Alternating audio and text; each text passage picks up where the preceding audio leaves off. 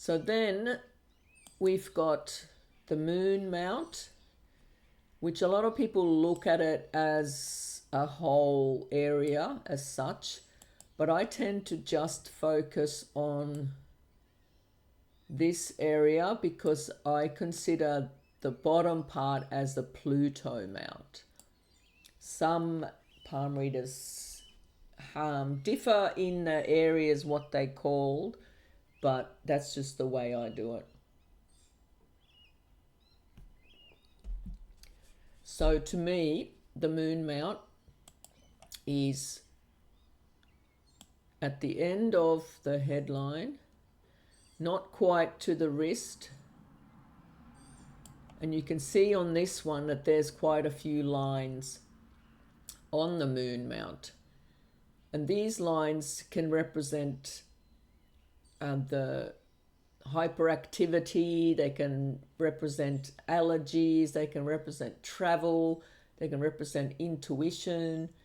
There's many things that they can represent, but the moon mount itself, that area represents your subconscious, your imagination, your creativity, your instincts, your receptivity on how receptive you are to other people's energy, your emotions, your sensitivity, and how nurturing you might be.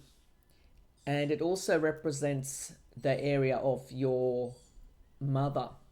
So someone with a good amount of moon might be well connected to their mother. Also, these lines, you can see this lady has a few. This particular line looks like a partial intuition line. This line here across looks like a bit of a intensity line, which gives a lot of like ADHD kind of qualities. And the line at the edge here that looks like a travel line, she likely does some traveling or has done traveling. And the one that also looks like a travel line, but it seems to creep towards the headline, that looks like it's interfering with the headline a little bit. So it's called a challenge line. So it's challenging the mind. So the person probably overthinks, and there's outside intrusive thoughts that give some sort of a challenging situations in the person's brain.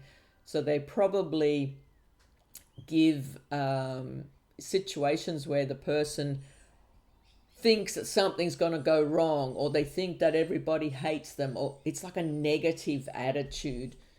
And that line kind of, if it touches the headline, if it doesn't, it can represent other things.